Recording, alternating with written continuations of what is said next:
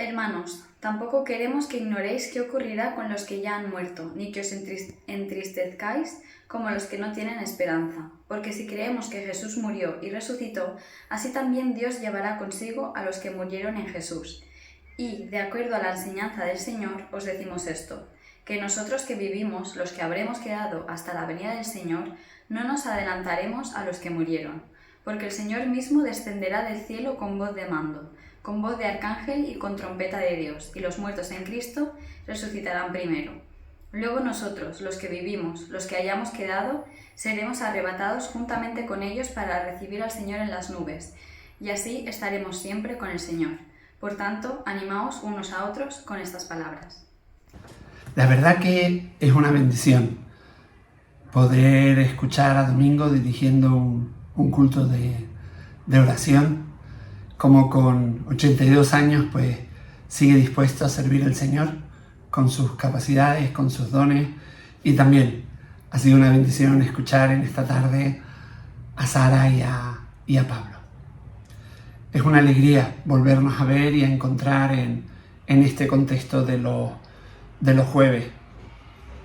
Y dentro de la serie, una introducción a la teología sistemática, que empezamos en abril de este año, y con el propósito de abordar diferentes temas desde la perspectiva de lo que dice toda la Biblia sobre cada uno de ellos.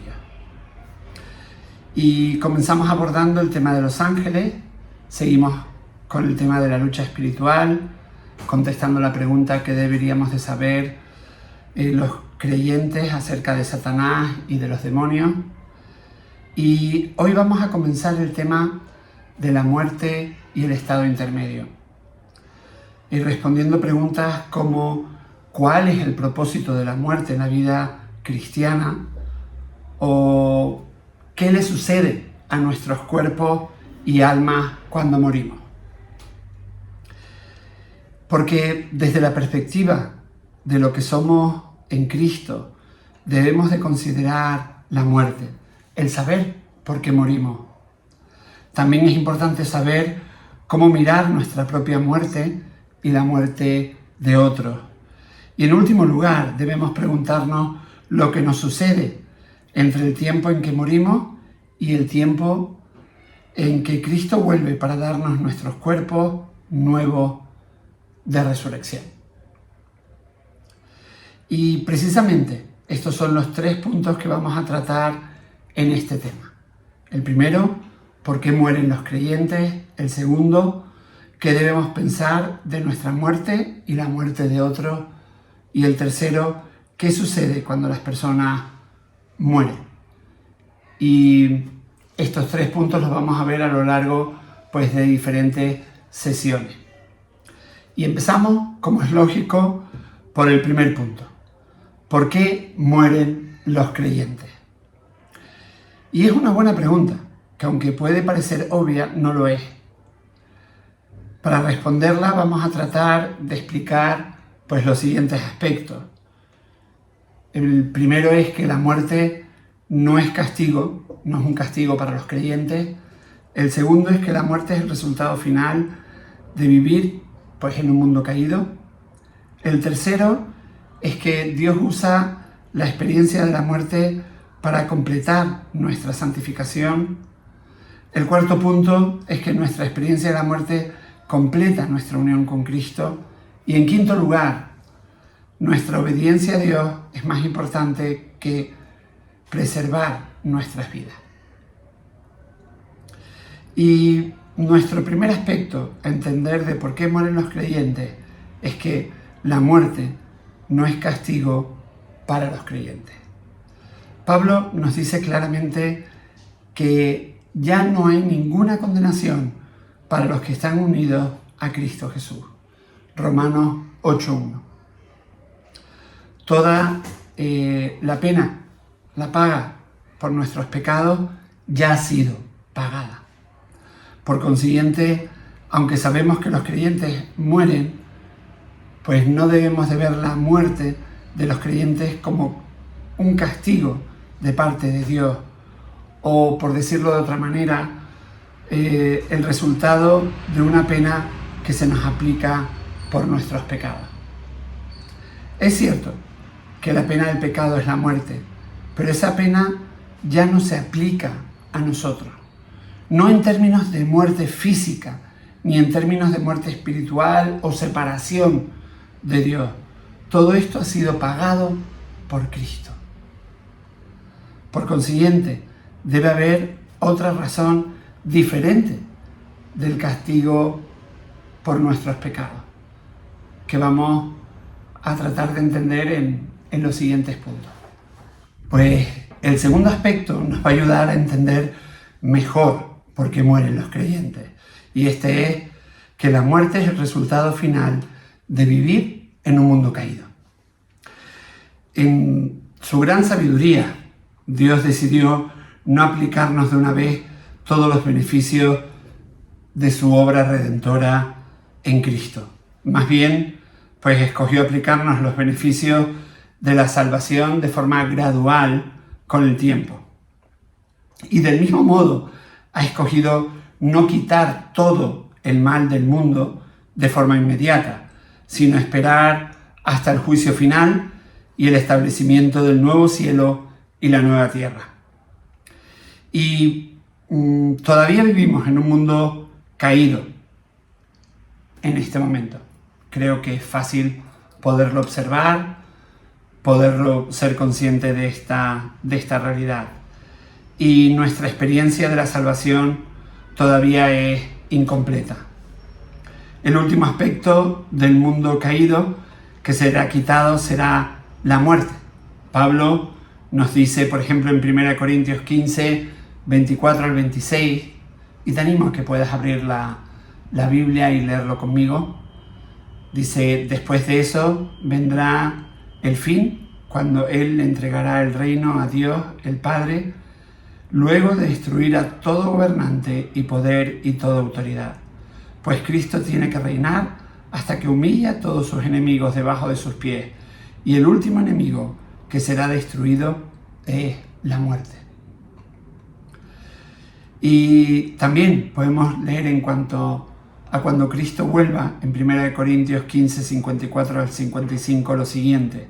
Entonces, cuando nuestros cuerpos mortales hayan sido transformados en cuerpos que nunca morirán, se cumplirá la siguiente escritura.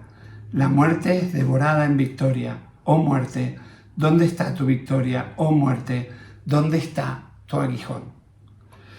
Pero hasta que llegue este tiempo, la muerte sigue siendo una realidad incluso en la vida de los creyentes. Y aunque la muerte no nos viene como pena por nuestros pecados individuales, porque eso ha sido pagado por Cristo, sí nos viene como resultado de vivir en un mundo caído, en donde los efectos del pecado pues no han sido quitados. Y relacionados con la experiencia de la muerte están los demás resultados de la caída que hacen daño a nuestros cuerpos físicos y son señal de la presencia de la muerte en el mundo. Los creyentes, tanto como los no creyentes, experimentan pues el hacerse viejo, la enfermedad, las lesiones, los desastres naturales, como pueden ser inundaciones, tempestades, terremotos. Y aunque es cierto que Dios a menudo responde a las oraciones para librar a los creyentes y también a los no creyentes de algunos de estos efectos de la caída por un tiempo, y por consiguiente pues indican la naturaleza de su reino venidero, con todo, los creyentes a la larga experimentamos todas estas cosas en alguna medida, y hasta que Cristo vuelva, todos pues nos vamos a hacer viejos, mayores y moriremos. El último enemigo todavía no ha sido destruido, y Dios ha escogido permitirnos experimentar la muerte antes de que obtengamos todos los beneficios de la salvación, pues que han sido ganados para nosotros por Cristo Jesús. Aquí vemos, el segundo punto nos explica un poquito más el hecho de que por qué morimos Y ahora vamos a ir al tercer punto. Y el tercer punto que explica por qué morimos los creyentes es que Dios usa la experiencia de la muerte para completar nuestra santificación. En toda nuestra vida cristiana sabemos que nunca tendremos que pagar ninguna pena por el pecado, porque eso fue llevado por Cristo totalmente, como podemos leer en Romanos 8:1. Y por consiguiente, cuando en efecto experimentamos dolor y sufrimiento en esta vida, no debemos pensar que se deba a que Dios nos está castigando, por ejemplo, que nos está haciendo daño. A veces el sufrimiento es simplemente resultado pues, de vivir en un mundo de pecado, caído, y a veces se debe a que Dios también nos puede estar disciplinándonos para nuestro bien, como también escuchábamos en la predicación del domingo.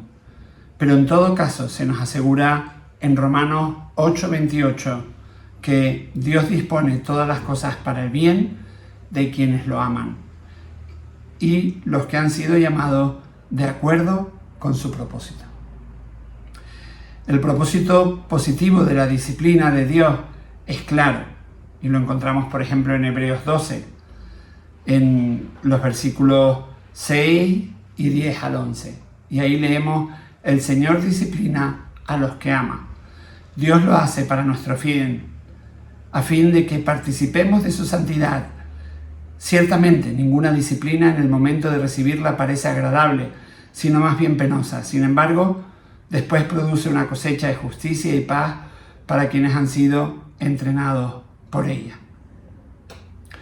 Y no toda disciplina tiene el fin de corregirnos de pecados que hemos cometido. Dios también puede permitirla para fortalecernos, a fin de que podamos lograr una mayor capacidad, pues, a la hora de confiar en Él, de resistir el pecado, mientras estamos obedeciéndole y estamos en esa senda desafiante de la obediencia. Y vemos esto claramente en la vida de Jesús, quien aunque no tenía pecado, sin embargo, como dice Hebreos 5:8, mediante el sufrimiento aprendió a obedecer. Él fue perfeccionado, y como dice Hebreos 2:10, mediante el sufrimiento. Por consiguiente, debemos de ver toda la adversidad y el sufrimiento que nos viene en la vida como algo que Dios nos envía para hacernos bien, para fortalecer nuestra confianza en Él y nuestra obediencia, y en última instancia, para aumentar nuestra capacidad de glorificarle. Consecuentemente, debemos ver pues también el envejecimiento, la debilidad y a veces la enfermedad que lleva a la muerte como otra clase de disciplina que Dios nos permite atravesar a fin de que por este proceso nuestra santificación pueda ser aumentada. Podamos crecer en santificación, podamos caminar y andar más cerca de nuestro Señor Jesús. Y en última instancia, completada cuando vayamos a estar en la presencia del Señor. El reto que Jesús le da a la iglesia de Esmirna podría en realidad ser dado a todo creyente. Apocalipsis 2:10, ser fiel hasta la muerte y yo te daré la corona de la vida. Pablo dice que la meta en su vida es llegar a ser como Cristo, como leemos en Filipenses 3:10, a fin de conocer a Cristo, experimentar el poder que se manifestó en su resurrección, participar en su sufrimiento y llegar a ser semejante a Él en su muerte. Pablo pensaba en la manera en que Cristo murió y fijó como meta, pues, ejemplificar la misma característica en su vida cuando le llegue el tiempo de morir. Que en cualquier circunstancia en que se halle, Él, como Cristo, continúe obedeciendo a Dios, confiando en Dios perdonando a otros y preocupándose por las necesidades de los que lo rodean, de aquellos que están alrededor, de aquellos que están cerca. Y de esta manera, en toda forma de dar gloria a Dios, incluso en su muerte. Por consiguiente, al estar en la cárcel, sin saber si iba a morir allí o salir vivo, todavía podía decir en Filipenses 1:20, mi ardiente anhelo y esperanza es que nada seré avergonzado, sino que con toda libertad, ya sea que yo viva o muera, ahora como siempre Cristo será exaltado en mi cuerpo. La comprensión de que la muerte no es de ninguna manera pues castigo por el pecado, sino simplemente algo que Dios nos hace atravesar a fin de hacernos más semejantes a Cristo. Debe ser un gran estímulo para nosotros, un gran desafío. Por eso Santiago dice que cuando pasemos por tribulación nos alegremos, porque si tenemos este concepto en la cabeza de que por medio de la tribulación vamos a parecernos más a Cristo, es que tiene sentido de que pueda ser un motivo de alegría. Por tanto, debe quitarnos el temor de la muerte que acosa la mente de los no creyentes, como dice Hebreos 2:15. No obstante, aunque Dios nos hará bien mediante el proceso de la muerte, con todo debemos recordar que la muerte no es natural, no está bien, y en un mundo creado por Dios es algo que no debería de estar, que no debería de ser. Es un enemigo, algo que Cristo finalmente destruirá, como leíamos en 1 Corintios 15:26. Y el cuarto punto que responde la pregunta de por qué morimos los creyentes es que nuestra experiencia de la muerte completa nuestra unión con Cristo. Y aquí encontramos otra razón por la que Dios nos permite experimentar la muerte, en lugar de llevarnos de forma inmediata al cielo cuando nos convertimos en creyentes. Es que mediante la muerte imitamos a Cristo en lo que Él hizo y por consiguiente experimentamos una unión más fuerte, más íntima con Él. Pablo puede decir que somos coherederos con Cristo. Romanos 8:17. Si ahora sufrimos con Él, también tendremos parte con Él en su gloria. Y Pedro les dice a sus lectores que no se sorprendan por la prueba de fuego que les ha venido, sino que los anima. Leemos en 1 de Pedro 4:13. Alégrense de tener parte en los sufrimientos de Cristo, para que también sea inmensa su alegría cuando se revele la gloria de Cristo. Y como vimos anteriormente, tal unión con Cristo en el sufrimiento incluye unión con Él en la muerte también. Podemos ver y abrir la Biblia por Filipenses 3:10. Jesús es el iniciador y perfeccionador de nuestra fe. Leemos en Hebreos 12:2. Y debemos seguirle al correr la carrera de la vida.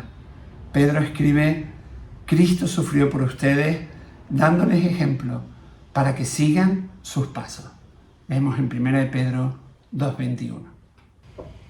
Y el quinto punto que podemos encontrar en la Biblia para responder la pregunta ¿por qué morimos los creyentes? Es que nuestra obediencia a Dios es más importante que preservar nuestra vida.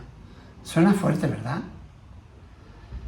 Pero si Dios usa la experiencia de la muerte para ahondar, para profundizar, para aumentar nuestra confianza en Él y fortalecer nuestra obediencia a Él, entonces es importante que recordemos que el objetivo que tiene nuestra sociedad, el mundo, de preservar la propia vida física de uno a toda costa, no es el objetivo más alto para el creyente.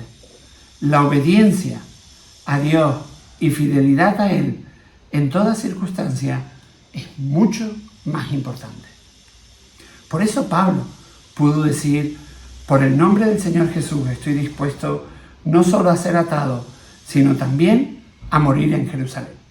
Como podemos leer en Hechos 21:13, y podemos también abrir el capítulo 25 por el versículo 11 para hacer una comparación de estos textos.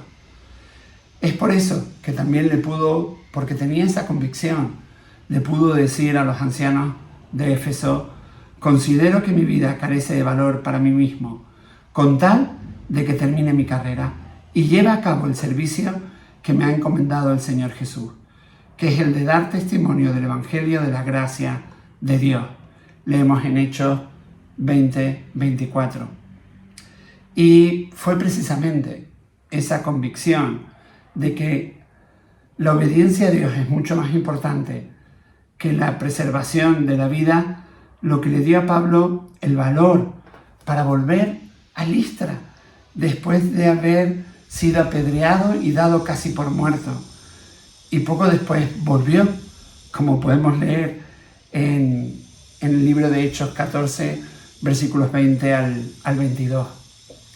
Pablo, al tener esta convicción, es por eso que soportó sufrimientos y peligros, como podemos leer en 2 Corintios 11, 23 al 27, y en muchas ocasiones pues arriesgando su vida a fin de obedecer plenamente a Cristo. Por consiguiente, él también pudo decir al fin de su vida pues estas palabras que muestran victoria: el tiempo de mi partida ha llegado, he peleado la buena batalla, he terminado la carrera, me he mantenido en la fe. Como le decía a Timoteo en su segunda carta, capítulo 4, versículos 6 al 7. Y esa misma convicción fue la que fortaleció a los santos en el Antiguo Testamento para aceptar el martirio antes de pecar, como leemos en Hebreos 11:35. Otros, en cambio, fueron muertos a golpes, pues para alcanzar una mejor resurrección no aceptaron que los pusieran en libertad. Y esta misma convicción también le dio a Pedro y a los otros apóstoles el valor para poder afrontar la muerte, la amenaza de muerte, para decir: es necesario obedecer a Dios antes que a los hombres, como leemos en Hechos 5:29, y podemos ver el contexto en que fueron dichas estas palabras. Ciertamente, este fue el punto del mandamiento de Jesús a la iglesia de Esmirna: sé fiel hasta la muerte y yo te daré la corona de vida. Apocalipsis 2:10. También leemos que habrá regocijo en el cielo cuando los santos fieles hayan conquistado al diablo por medio de la sangre del Cordero y por el mensaje del cual dieron testimonio. No valoraron tanto su vida como para evitar la muerte. Apocalipsis 12:11. La persecución puede ser en muchos momentos dura y difícil, pero tener esa convicción de que es más importante permanecer fieles que preservar nuestra vida nos va a ayudar a seguir adelante. Esa convicción de que podemos honrar al Señor incluso en nuestra muerte y que la fidelidad a Él es mucho más importante que preservar nuestra vida, pues es lo que ha dado valor y motivación a los mártires, a los creyentes en toda la historia del cristianismo. Al verse frente a la alternativa de preservar sus propias vidas y pecar, o entregar su vida y ser fieles, pues escogieron entregar su vida. No valoraron tanto su vida como para evitar la muerte. Apocalipsis 12:11. Incluso en momentos, en tiempos, cuando hay poca persecución y poca probabilidad del martirio, sería bueno y es bueno que podamos fijarnos en esta verdad, fijar esta verdad en nuestra mente, en nuestro corazón, de una vez por todas, porque si estamos dispuestos a entregar incluso nuestra vida por ser fieles a Dios, llegaremos mucho más fácil, o será mucho más fácil el hecho de darlo todo por Cristo. Si tenemos esta convicción, va a ser mucho más fácil estar dispuesto a dar de nuestro tiempo, de nuestro esfuerzo, de nuestra economía a Cristo y ponerlo a Él en primer lugar. Amén. Amén. Creo que hemos visto 5 puntos importantes que responden esa pregunta de por qué mueren los creyentes. El primero fue: la muerte no es castigo para los creyentes, la muerte es el resultado final de vivir en un mundo caído. Dios usa la experiencia de la muerte para completar nuestra santificación. En cuarto lugar, nuestra experiencia de la muerte completa nuestra unión con Cristo. Y en quinto lugar, nuestra obediencia a Dios es más importante que preservar nuestra vida. Confío que todo esto nos esté ayudando también ahora para saber y valorar la vida y el tiempo que Dios nos está dando en este momento en el que estamos viviendo. Y el próximo jueves contestaremos la siguiente pregunta: ¿qué debemos pensar de nuestra muerte y de la muerte de otro? Que tengas un final de día muy bendecido y que el Señor te guarde. Un abrazo grande.